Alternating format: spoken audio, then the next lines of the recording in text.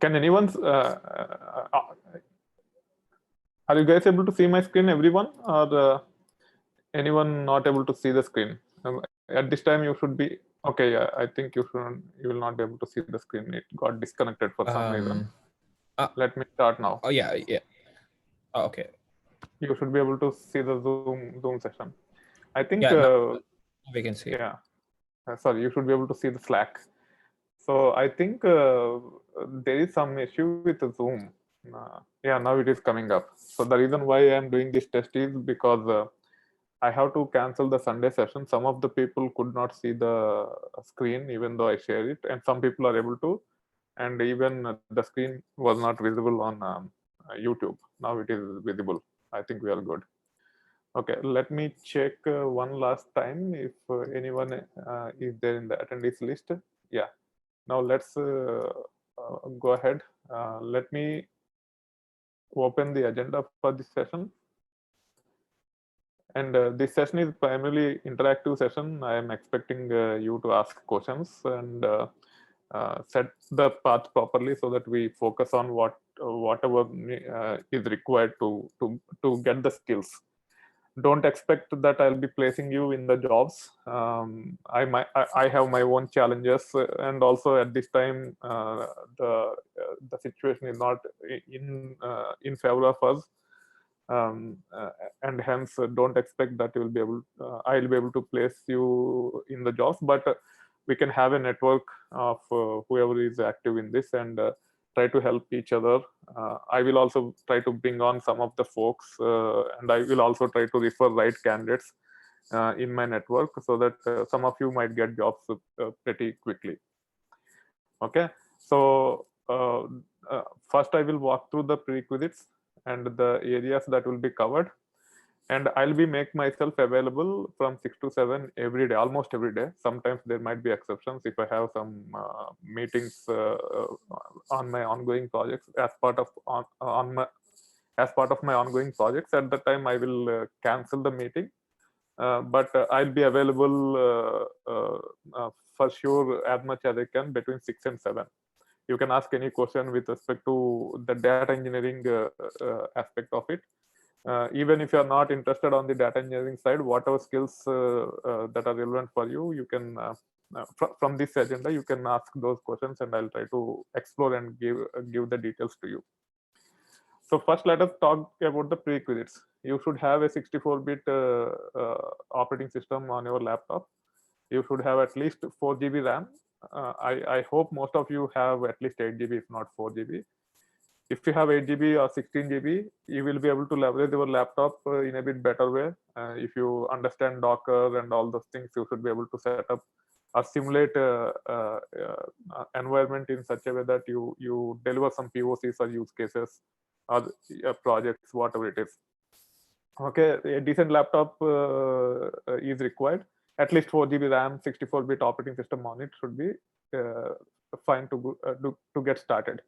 Even if you don't have very good laptop, we have GCP. They give $300 credit, and you should be able to set up most of the things on that, and you should be able to leverage that $300 credit to do whatever you want. And also AWS provide 1 year free credits for 750 hours every month on micro. It also can be leveraged for some purposes. Like that, there are quite a bit of free resources which you should be able to leverage. Even if you have to spend money on whatever it is, it will be hardly a couple of $100 in the course of 3 months. But if you have a decent laptop using Docker and all, you should be able to achieve most of the stuff by yourself. And means if you have basic programming skills, preferably Python, you will get most out of this. But as I told you, even if you are not Python driven, even if you are familiar with other technologies like Java, Scala, etc., and if you want to pursue that path, we can take it using that language itself. Don't just adapt to Python because the course will be based on Python.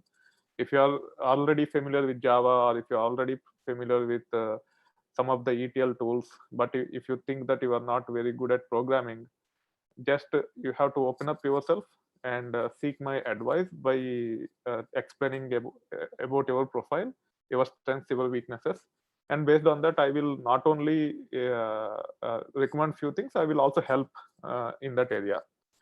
Okay, I'll give an example. Let's say you are a very good Informatica developer, and but at the heart you might know that you are not a very good programmer, and you don't want to spend too much of time on programming. But if there is a tool provided to you, if you think that you can excel with that, instead of learning Python, Spark, etc., there are some tools that are already available, such as NiFi and Glue in AWS. There are technologies like that which you should focus on to begin with, rather than switching to programming. Similarly, if you are a Java programmer earlier, is big data the right way to go, or should you explore some other things before pursuing your masters? You might be a very good Java developer, and now after masters you are not sure what to do. I would suggest few things, and then you can take it further. Even if you want to learn Python, if you have that application development background, there are certain frameworks in Python which you can explore and build. And I will give you some inputs, and we can take it further. Don't just adapt to data engineering for the heck of it. Try to be as diverse as possible, and it might add more value to your profile. We will discuss depending upon the individual background, and I will give some inputs. Okay, so one of the main expectation to be part of this program is you should be available and active as part of Slack channel, and even in the Slack, right, you should primarily discuss in this channel, US Graduates 2020 Summer. Those who are online, let me do one thing. There is one guy who is in attendee. Let me add him to panelist. So make sure you join this channel and try to communicate to me in this channel itself. So I will keep an eye on this, and also I have invited a couple of folks already who are experienced professionals. They also will be able to help you. I also have a team.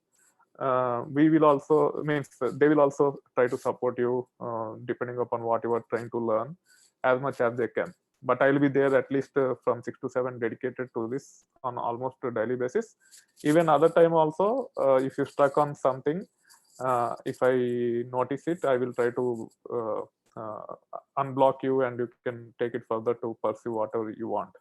And I'm expecting you to put at least 20 hours a week, if not 40 hours. But if you are already graduated, I would recommend you to put 40 hours a week, and do whatever you can. It will be chaotic in the beginning. Don't worry too much. For a period of time, things will be streamlined, and you will start seeing the value. Okay. So that being said, the main areas that will be covered will be the programming using Python. You should be, I will make you comfortable with SQL and Linux as part of these tasks or exercises or whatever it is. I will primarily focus on data engineering. First, we'll understand what is data engineering. I will also give you a use case, and I will also set you the path, how it will actually be done over a period of next 3 months, so that you get some clarity about what we are trying to do. And you have to think from the job perspective. You have to do some research with respect to jobs in parallel, going through DICE, and map it to what we are trying to do against the description in the job. And then slowly you should be able to prepare for the interviews by yourself. Okay. Not everyone will be at the same level. Some people might be fast, some people might be slow because of their background, because of their personal abilities, so on and so forth. And hence I don't want to put everyone in the same bucket. It all depends upon how fast you go. I will be able to support each of you depending upon your pace, and I'll try to get whatever skills that are required for you to be job ready, or if you want to build some applications on your own, you should be able to build those also. I will also give some ideas for a period of time what you can explore if you have capabilities. Okay. in terms of building something on your own. You might not be making money immediately, but you will gain a lot of confidence about building something on your own, looking at the opportunities that are around. Okay. So once we get into big data, I will primarily focus on Spark and Kafka. These are the key technologies with respect to data engineering as of today. If you know Spark and Kafka, and if you try to adapt to some of the additional skills, you will be able to apply for more number of jobs. Okay. After going through Spark and Kafka, I'll be talking about data engineering on cloud. I will cover some of the basics with respect to the cloud, and then I will actually talk about what is this data engineering on cloud. So the same use cases which we work with Python, with SQL, with Spark and Kafka, same thing we will try to onboard onto cloud and see whether things are being done in a bit appropriate way or not. So you will be doing some use cases on cloud to make yourself comfortable with the cloud. So through the process, you will be focusing on use cases and proof of concepts. It should be self-driven without guidance. So sorry, with minimal guidance. I think I just typed it improperly. So it is self-driven, which means that you have to drive yourself to and be on top of these things, so that you gain these skills. And I will be providing guidance and mentorship as and when it is required, based upon the patterns that I observe in the Slack and all. You should be comfortable with the tools. When I say tools, with respect to the tools that are required to excel at your first job. For example, you should be comfortable with Google Docs, because you have to document quite a bit. And I have seen that many people are not able to even use Google Docs properly and document. I will try to give some inputs over there. And then Git.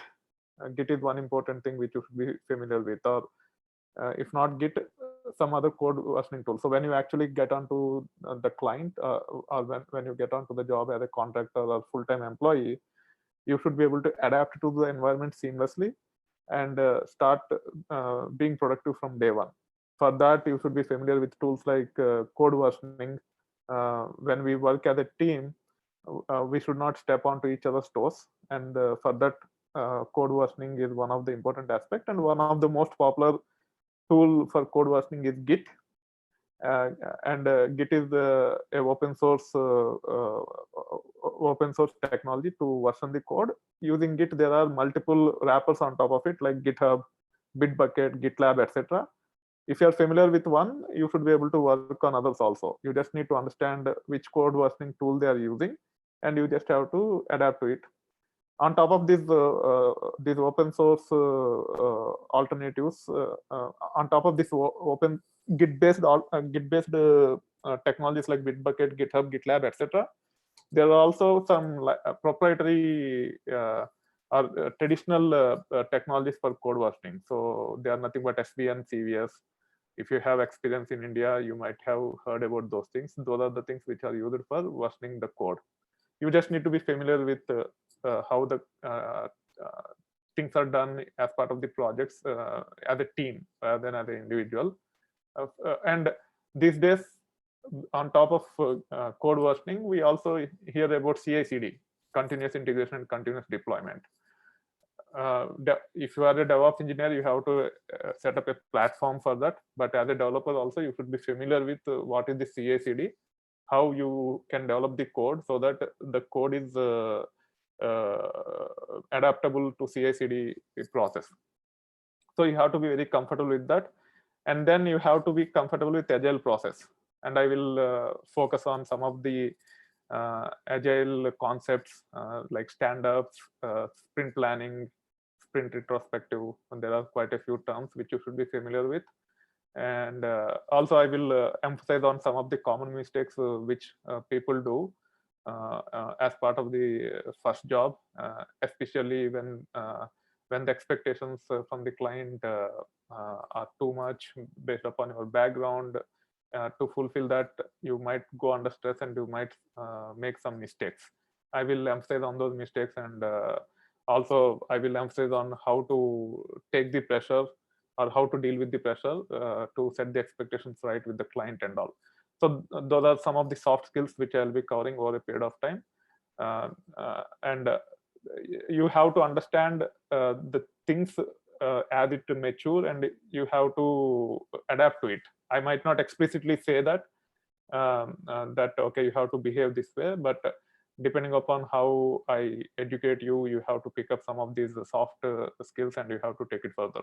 Okay, I will emphasize up to an extent, but after that it will be quite normal for you. So this is the overall agenda for next 3-4 months. If you have any questions, let me know. Otherwise, I will actually get into the details about what will be the pattern we will be following, so that you understand all these different dots, and also how to connect to actually be job ready. Any questions? I hope everyone have laptops, and also everyone signed up into the Slack. Anyone? First, let us do this before opening for the questions.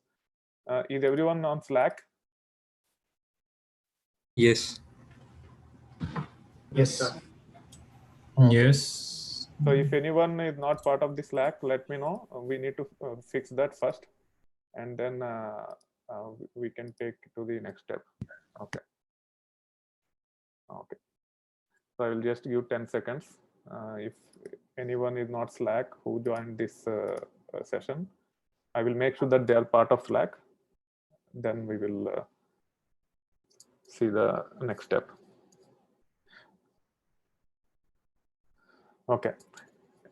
It seems there are no questions on this so far, but if there are any questions, let me know. Otherwise, I will actually walk you through what will be the process we will be following for next 3 months. Sir, I have one question. Sure. Sir, what will be the class timings? Like it will be Monday to Friday, or it will be Saturday, Sunday also? So it all depends upon your comfort level. So I'll be setting the path for you. So based upon your time and your convenience, you can do whenever you want. But make sure that you at least log in once into the Slack every day. Go back to the topics which are discussed, and see if anything adds value for you. Okay. Sure. And also, if there are a group of people who are advancing faster compared to others, I will just create another channel for them. Okay. And then those group of people can start talking about those topics which they are in compared to the others. So eventually, as of now, 20 people joined in this. There might be 5 or 6 people who might be a bit faster compared to others. So what I will do, I will create a private channel for those 5-6 people, and on those advanced topics, those 5-6 people and me can actually start discussing, and we can take it to the next level. Okay. So to begin with, everyone will be at the same level, but as it mature, depending upon the contribution and all, I will try to segment the people so that we will not be unnecessarily swimming through the irrelevant stuff on the Slack. So that's why I want to divide into the groups. Any other question?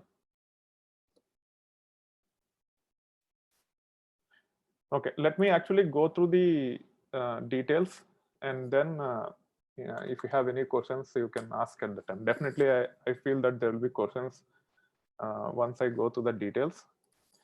First, let me do this. Let me open a sheet here.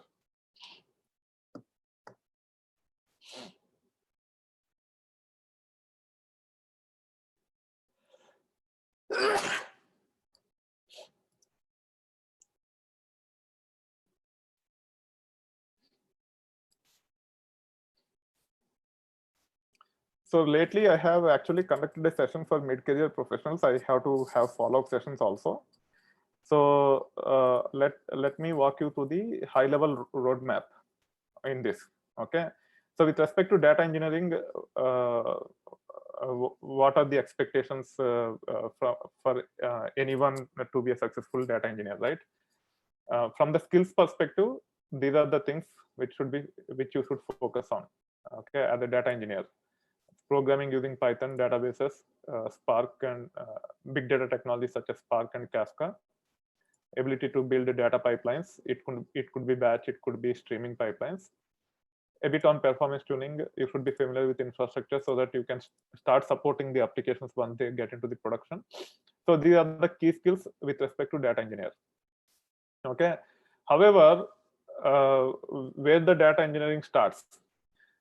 So you need to have an existing web application or mobile application which generates a good amount of data, and we want to get the data to downstream application for reporting purposes. In my case, I myself have a small e-commerce platform where I sell 2-3 products, right? And I want to see how my products are performing. For that, I might be able to use the existing database itself, which is supporting my e-commerce platform, and I should be able to generate the reports. So in that case, we don't need to go through all these things. We don't need to worry too much about programming. We don't need to actually understand that. We should have some basic understanding for sure, but big data, these are not that relevant. All you need to do is where the data is, connect some technology like Tableau or ClickView. If you're familiar with about them, they are nothing but reporting tools. And using those reporting tools, we should be able to generate some reports and take it further. Okay. So from the data engineering perspective, apart from these things, if you have some basic skills of reporting, and also if you understand the relevance of data engineering against the web applications or mobile applications, then you should be able to think through the problem in a bit more constructive way, and you can come up with the solution. However, to get there, you have to focus on certain areas. What are those? So I actually created a Google Doc also. Let me open that Google Doc.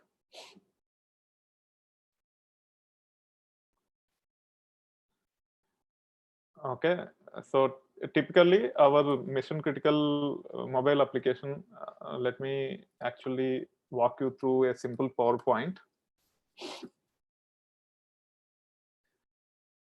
So there will be few things which you will be understanding. There will be few things which you might not be able to get it in this session itself. But over a period of time, you should be clear about whatever I'm talking today. Okay. So if you think about a web application, right? Take the example of Amazon.com or Flipkart.com, as they are large-scale applications, and all these applications are built using something called as microservices. Okay, so microservices, when it comes to modern application development, all the applications are being all the large-scale applications are being developed using microservices approach, and you will have microservice for different purposes. One of the microservice in e-commerce platform is order management system, right? What is order management system? When you go to Flipkart or Amazon.com, you want to purchase the products, you will search for the product first. Search itself can be one microservice. Once you search for the products, you add the product to the cart, and then you check out, right? So when I say order management system, I'm only talking about placing that order by checking out after searching. Searching can be one microservice, and checking out for the order, and then maintaining the life cycle of the order. Order have a life cycle, right? You just place the order, and then the order will be fulfilled by the vendor. Then it will be shipped. You will see the order status as shipped. Then it will be delivered. Once it is delivered, the status will change to delivered. And if you don't like it, you will return it and cancel it, and then you might get the refund also, right? So this entire thing is called as order management, and there can be a microservice for order management system. I am taking the example of only that microservice where orders are placed here to explain a bit of details with respect to web application or mobile application architecture. Okay, So you will typically have client for any web or mobile application. If it is mobile, you typically try to access either through browser or mobile app. If it is web also, you typically try to access using browser or desktop app. So in this case, if you look at the Slack, which we are using, I have installed Slack on this desktop. So this is not a browser-based app. This is a desktop app. Okay, I can also access Slack through browser. If I try to access Slack through browser, then we are connecting through using the web approach, or browser is the client for the application. So all you need to understand is for any application, there will be a client, and that client can be the downloaded application on a mobile or desktop, or we might be able to access that that application using browser itself. So the client can be a browser or something installed on mobile or desktop. And then all your requests has to be served by someone. For example, when you try to log in into a website, someone should be able to authenticate you to get into the website. And there will be hundreds and thousands of users for websites like Flipkart, Amazon, etc. And someone has to take these requests and have to fulfill, or we call it as authentication and authorization. Authentication means once you log in, you are authenticated. Authorization means what you can access once you get in is nothing but authorization. Depending upon the level of, if it is a subscription-based website, depending upon your level of subscription, you will see some premium features compared to the others who are at the low free subscription or low subscription, right? So that is called as authorization. So this authentication, authorization, and all has to be served by someone who will typically serve that. It is nothing but by web or app server. If you are a Java developer, it is typically a Tomcat or JBoss or WebLogic or WebSphere, whatever technology the enterprise implemented that web or mobile app. If it is a Python-based approach, the web or app servers are nothing but something like Junicorn, which is different kind of web or app server. If it is mean stack, we typically use Node for web or app requests, so on and so forth. And then eventually everything should be stored in the database. Okay. Database is the persistent store of the business data. Web or app server does not store any data. It will only facilitate the integration between the clients with the data. Actual data will be getting into the database. Okay, so when it comes to data engineering, if you think about order management system, okay, there will be a data model, and the data model will be like this. So I'm actually reviewing the data model for a simple e-commerce platform. It will be like this. Let me zoom in a bit here. Okay, and if you look at this, we have 6 tables. We have orders, order items, customers, products, categories, departments, etc. These tables are typically designed using normalization principles. I will say you should be comfortable to understand the data models like this by the end of the course, and should be able to determine few aspects. From this, what are the transactional tables?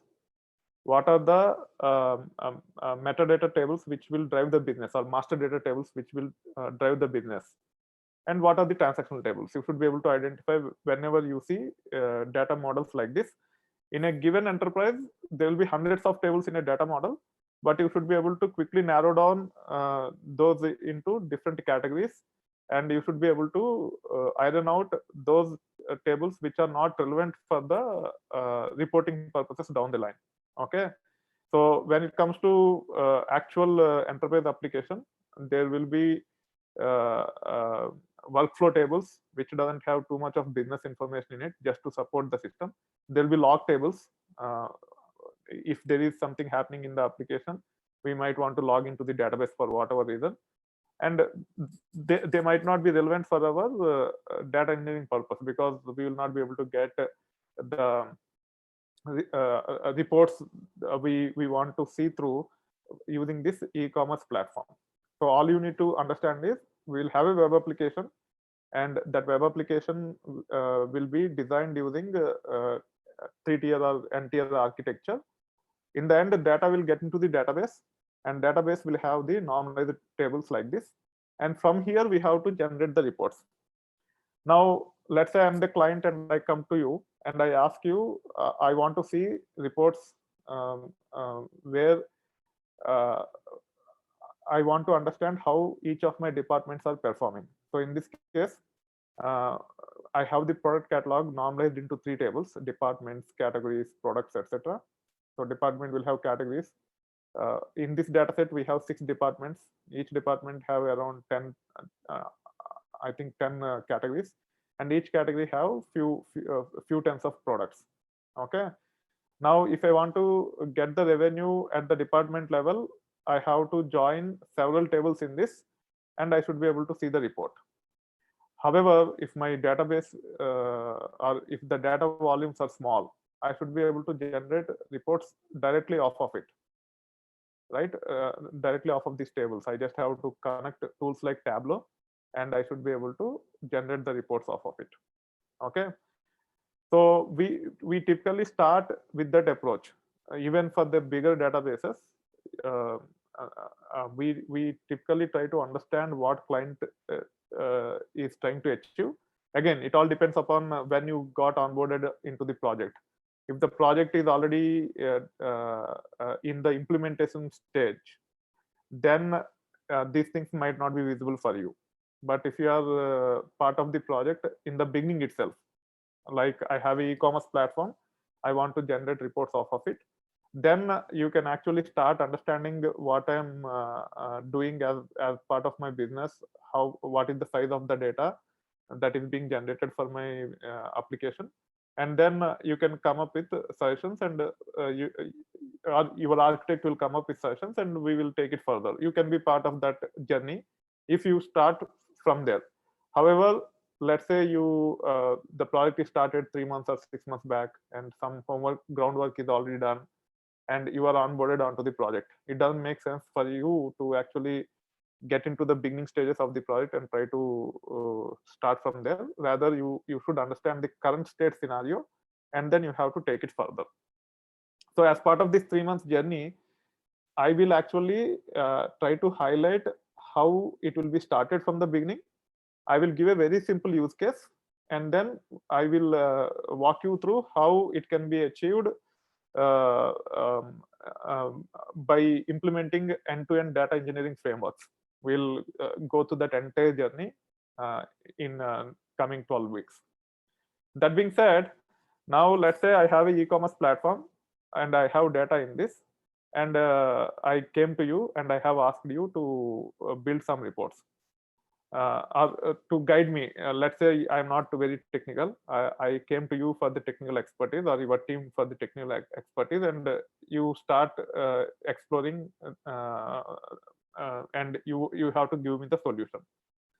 So first of all, you have to understand me a bit properly, understand my data a bit properly, and then based upon the scale of the application, you have to come up with the solution. You should not come up with the solution just to satisfy your technology hunger. That is not the right way to go. You have to understand the magnitude of the problem, and you have to come up with a solution. And also these days there is something called as lean methodology. So whenever some client comes to you and start asking you for the suggestion, you have to follow that lean methodology. As part of the lean methodology, we should start very lean with minimal features, and that way you can test the waters with client, and then you can take it further if you start if you are part of the project from the beginning itself. Okay. As part of the lean methodology, there is a term called as MVP, most viable product. Okay. And that most viable product will be identified with the bare minimum features, and then we will build MVP. We have to understand what is the expectation with respect to the MVP. We will deliver that MVP, then we will take it to the next level, and we will start slowly adding those features in a incremental fashion. That is what lean methodology is all about. I would highly recommend you to spend some time and understand a few things with respect to lean methodology.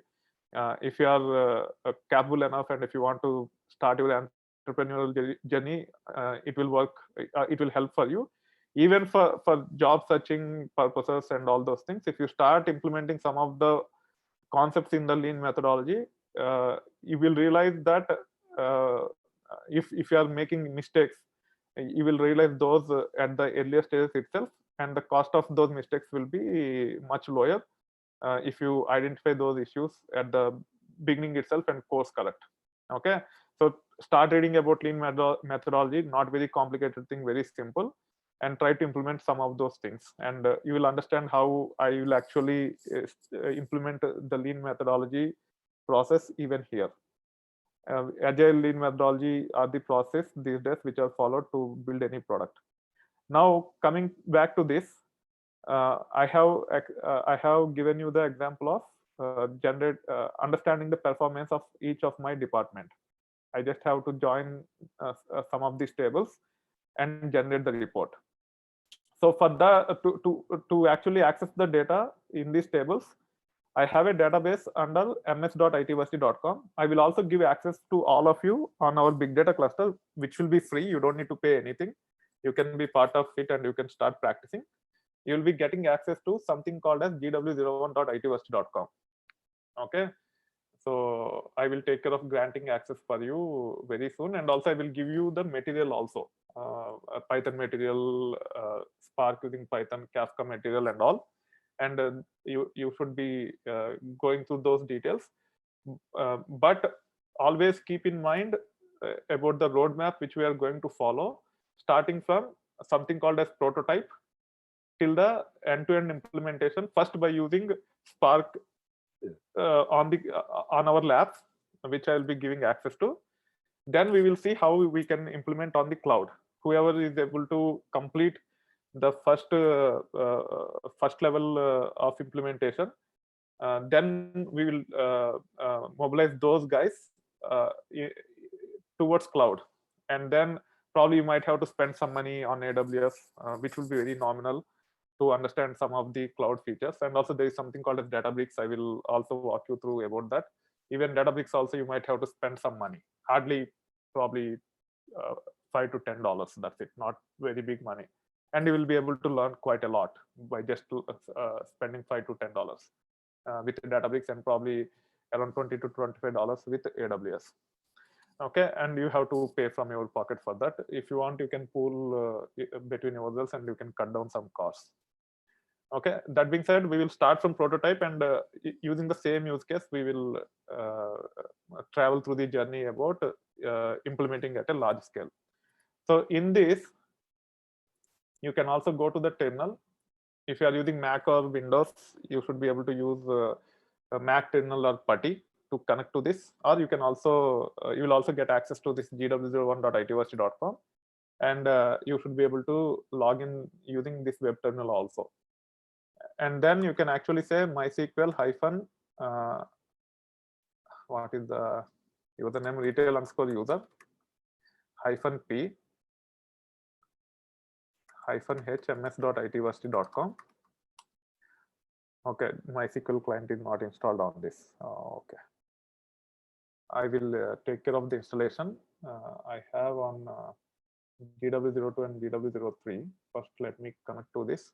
And also, I will actually walk you through how to set up this environment using Docker on your machine, especially the database, just to connect to the database locally and generate those reports locally as well. I will go through those details also. Let me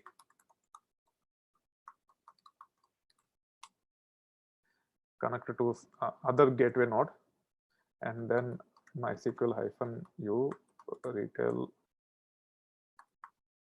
underscore user hyphen p hyphen hms.itversity.com.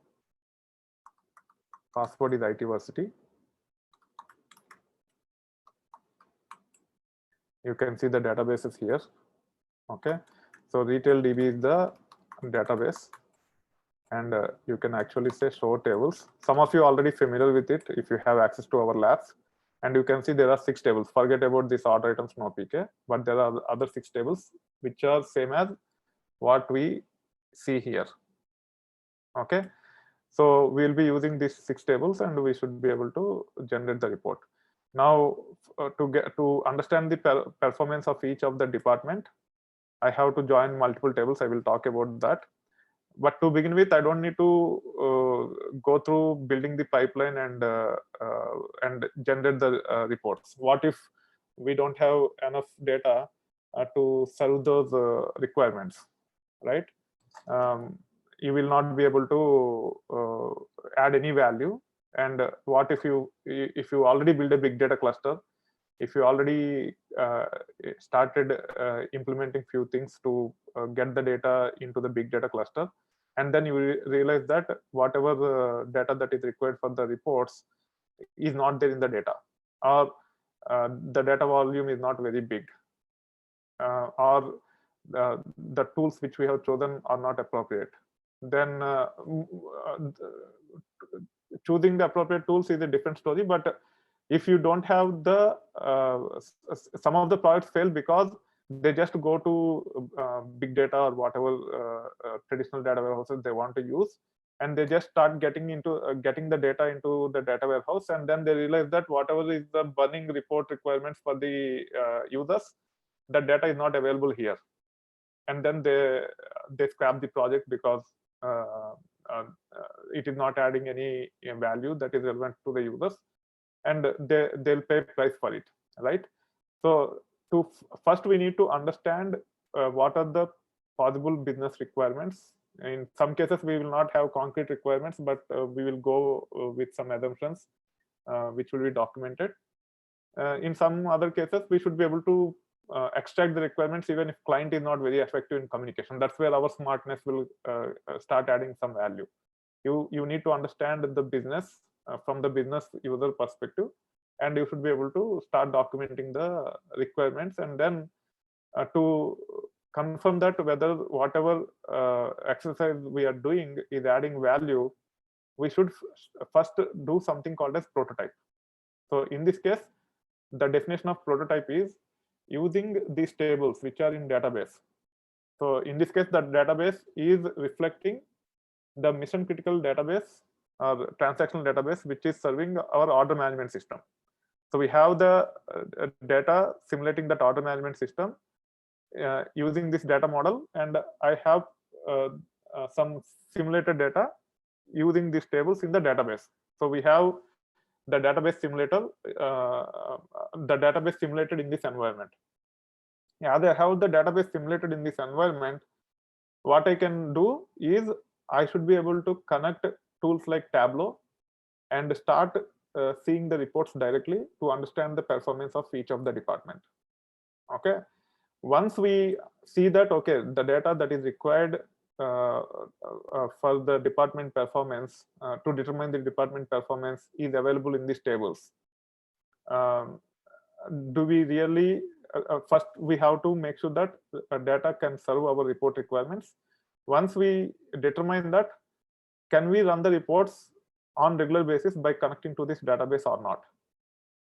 What are the implications of that? We have to think through those lines, and I will highlight those details either tomorrow or day after tomorrow, and then I will take it further.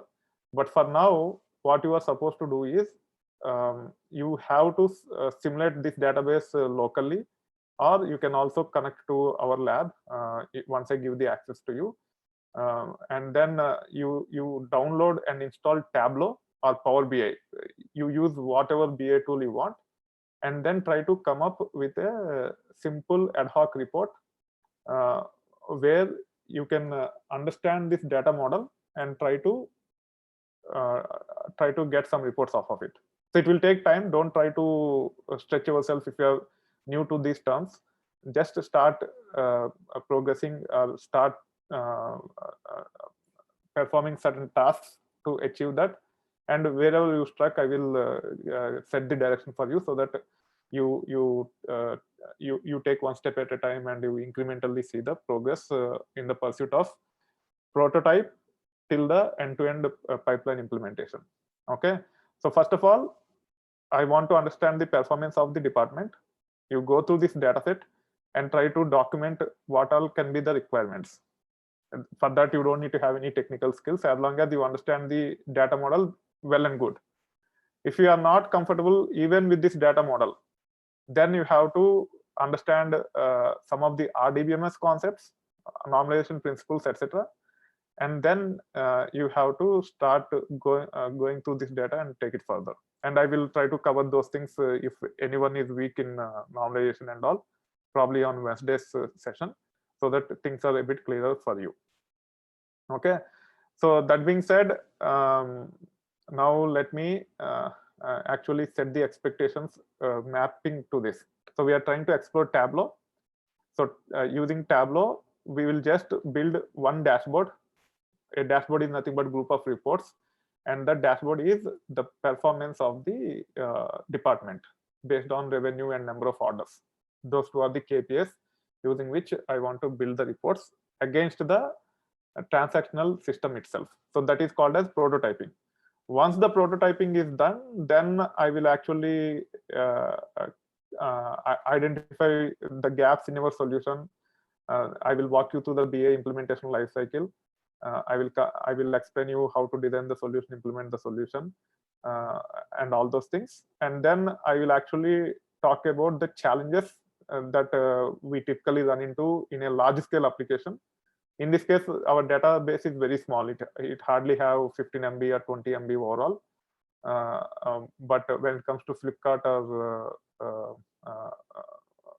Amazon, there are hundreds and thousands of products and millions of transactions happening. If you want to generate or if you want to see the performance of department, or if you want to see some demographic reports and all using Amazon or Flipkart data, then there will be some implications on our transactional database where the orders are managed, and we need to mitigate that. And that's where the data warehouse concepts, big data clusters, all those comes into picture. So don't break your head on all those concepts yet. First, we will start with the prototype. To do the prototype, the requirement is I want to see the performance of each of the department, go to this data model, and come up with 3 or 4 use cases which will determine the department performance.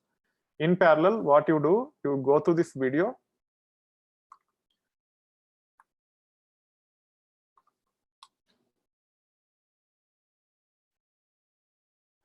So the video is nothing but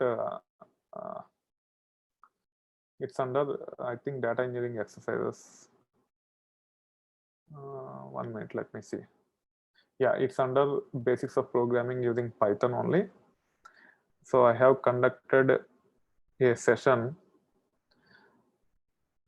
on overview of Docker as development server. Okay, so if you actually go to this video, it will provide you step-by-step instructions about how to set up Docker, and also how to get the data which we are seeing here onto your machine.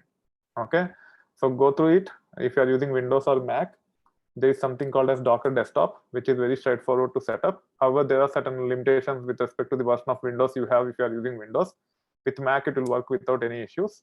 And then you should be able to set up your MySQL database in it, and you should be able to even get the tables and data created if you follow that video.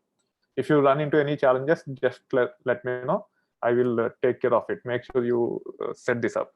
So the path is we will be doing reporting off of the database using tools like Tableau, which is considered as a prototype. Then we will actually see how to use Python to come up with a simple pipeline. We will not be complicating the things. We will just build a simple pipeline, and I will give you tips about how we typically work in an enterprise to build those simple pipelines. You have to follow certain etiquettes when you are working in a enterprise setup. You cannot just write everything as part of one function or one file. You have to break down into pieces. I will explain how to break down into pieces, and also you have to take care of externalizing some of the important properties. You have to make sure that logging is done properly and all. So we will try to understand the relevance of building the pipeline. Then we will build basic pipeline using Python with pandas as the library. Even using pandas, you should be able to do the prototype once the data is processed without any licensed tools like Tableau or Power BI. I will explain those aspects also. Once that is done, if we have to solve the same problem with big data technologies, how will we address that? Then we will take it to the next level. Once you learn some key skills, then we will fork into different directions depending upon your personal preferences and capabilities if you want to follow the data engineering path. And then we will see some advanced topics. Okay, so that being said, for today, you just have to go through this. By tomorrow, you just have to go through this video, set up Docker and MySQL database using Docker, set up something called as SQL Workbench. Okay, I even have instructions related to SQL Workbench as part of that video. I think you will be able to understand it. So if you struggle, just let me know. I will help you. And make sure that you are able to connect your SQL Workbench to the database and run the queries against it. Then you have to set up Tableau. Tableau provides 14 days desktop version for free. License is for free for 14 days. Try to use that once the database is up and running. You have to connect to the database using MySQL connector, and then you should be able to generate some reports off of it. One dashboard which actually determines the performance of the department, and you have to get what you think about the department performance here in the messenger. We will have a discussion either tomorrow or day after tomorrow about those items which you have identified from the department performance perspective. We will consolidate some of the key requirements, probably 4 or 5 of them, which means we have to build a dashboard with 4 or 5 reports. We'll first use Tableau to generate the reports. That way you will understand some of the key concepts with respect to Tableau and also prototyping concept. Then we will take it to the next level. To generate the reports, you don't need to have any advanced skills. Using Tableau, there is a concept of running ad hoc queries. I will talk about that when you get there. So there seems to be a question here. Let me see if everyone is under panelists. A couple of them are not. Let me add the other 2 also into the panelists. So there is a question from Jainik. He is saying, would we need credentials of this retail database to set up? No, actually, you will be setting up a complete database by yourself on your machine. I will give you lab access probably in next 2-3 days. I have to spend some time, and at this time I'm a bit exhausted. I will not be able to spend time to get lab access for everyone. But still, even if I give the lab access, I would highly recommend you to go to that video, set up Docker, and try to set up this database. That way, you will also start understanding Docker. Docker is one of the key skills these days, which you should be familiar with, and it will definitely help you. Okay, so try to set up the environment locally. Even without internet, you should be able to access that database and do whatever you want. So to answer your question, you will understand once you go through it. So this question is a bit naive, Jainik, at this time. So don't worry too much about it. Just follow that video, set up the database, and then you will understand. Any other questions so far? So how many of you don't know even SQL? Anyone who is not familiar with SQL, please ping in the Slack. Don't ping in the Zoom. That way I will be able to know the background of you. Don't worry too much about sharing these details. I will not be sharing these details with anyone. And I have disabled email IDs also. No one will be able to see your email IDs. Be open, be transparent. There will be few friends of mine who will be seniors in some of the companies who might consider to hire you based upon what you how you interact as part of the Slack. Other than that, I will not be sharing any of your details to anyone. So be comfortable with the Slack channel and try to be open. Then only I will be able to address some of the gaps so that those gaps are mitigated in next 3 months. If you are not open, if you are not communicating your weak points, then I will not be able to know and I will not be able to guide you through. Yeah, so we are almost done. I will still spend 5 to 10 minutes more. If you guys have any questions, you can unmute yourself and you can ask the questions also. Okay, Krupanka is asking, can you ping your email ID? I will add it to the Slack.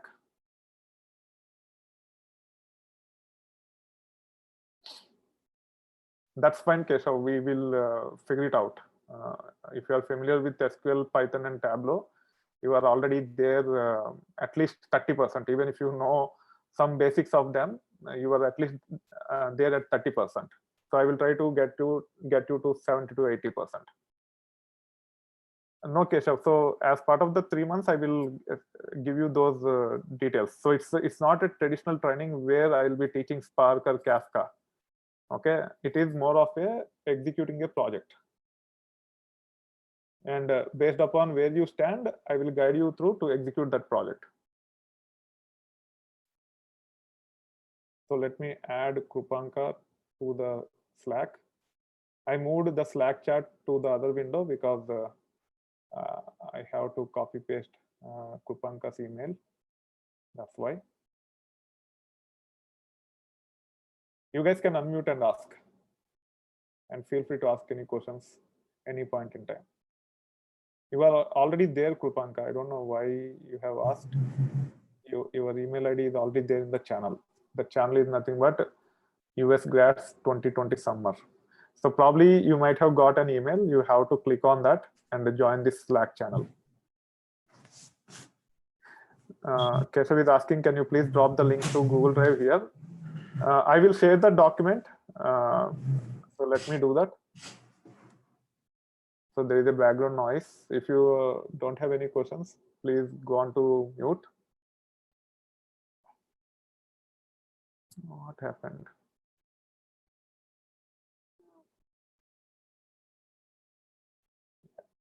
I have muted everyone. Let me actually share that document. This is still in working, still in progress. It is not complete. I have only some material here. Let me download it as a PDF.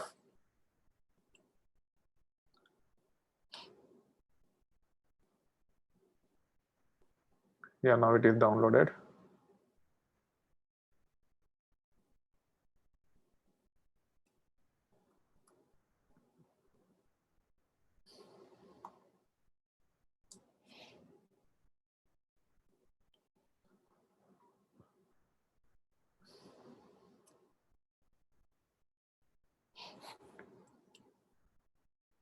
Okay, now the document is shared with you in the Slack itself. So you can download and you can go through the details. Any other question? I have one question. Sure. Is it possible to record these videos? Because Yeah, sometimes so you might yeah, interrupt. so so I will be streaming to YouTube, and I will be creating an unlisted playlist, and I will share the playlist link with you. Every video will be streamed to YouTube, and you can actually take it from there. You can also record on your system. I don't have any issues with that. Thank you. But already this video is being streamed to YouTube. I will just share the link after this session. I have marked it as private or unlisted for now, so that it is not visible to the public. The only reason why I'm restricting is sometimes I might accidentally open up, which can be confidential in nature. Just to avoid those kind of accidents, I'm trying to make it as unlisted. Otherwise, I can make it as public. And also, I'm doing this for the first time. I want to see how it goes. If I'm able to help at least a handful of you to get jobs a bit quicker, then I will take it seriously, and I will plan this to scale starting from next year. Any other question? Okay, then I hope you will learn few things in next 3 months. Make sure you commit yourself, and this is the time where you have to work really hard. If you err at this time, then it can be very costly, and especially given the nature of your status, as you have to be placed as quickly as possible. The delay, uh, uh, if there's a delay in getting your job, then there will be ripple effect in your life, because you are already 25 plus or 26 plus, right? If you also have experience and came here, probably you are close to your 30 also. So you have to settle down as much as quicker as possible. And whether here or back in India, it shouldn't matter, but you should gain that confidence that you can survive in this industry in one way or the other. So that's the main idea, and I want to just help you and see how it goes from my perspective also, to actually scale it to the next level on my side. Okay, and be interactive. It's a limited group. We will be having around 30 people in this batch. Out of 30, only 20 people have joined. Others might not be interested. If people are not joining, I will just remove them from the channel, and those who are serious, they will only stay. So be committed. Definitely it will help you. You can get some good insights about the industry and all those things, about how to get into the job market, how to understand the job description, how to determine which job is real and which job is not real.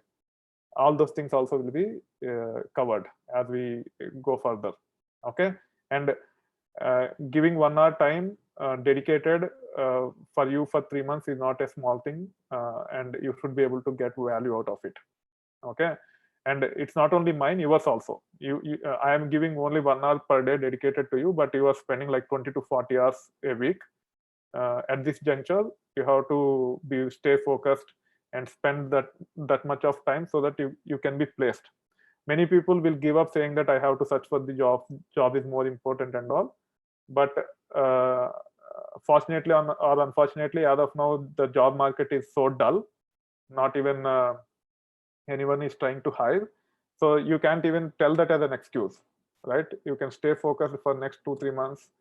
If you are graduating in May, probably by the time you get your OPT, it will take another month or two. Anyway, people will not be able to hire you in this time period. So try to leverage the time as much as you can, and start asking the questions. And as I mentioned to you earlier, depending upon your effort, I will try to adapt to your speed and try to support you. Okay, so that being said, thank you, and let's stay in touch in Slack, and I'm anticipating a lot more interactive sessions going forward. I am a bit disappointed today because I don't see a lot of interaction. I can understand because it is new and most of you might not be familiar with these terms. But as we proceed further, I am actually expecting to have a lot more interactive sessions, and that will only give me the confidence. Even if you cannot talk, just to make sure that you start writing appropriate questions in the Slack, start providing your answers, so that I can assess the quality of it. That way I will be able to understand who have the capabilities to excel faster, and I can push them and say that you have the potential. You might have to put some additional effort and fill some of the gaps to be market ready, so and so forth. So try to be as active as possible in the Slack. I will not be sharing those details with anyone without your consent. There will be 3-4 professionals like me who will be part of that Slack, who will be monitoring the progress, and based on that, if they want to hire, they will hire, but they will not give any feedback about you anywhere. So don't worry that someone is watching as part of the Slack. Okay, thank you. Bye.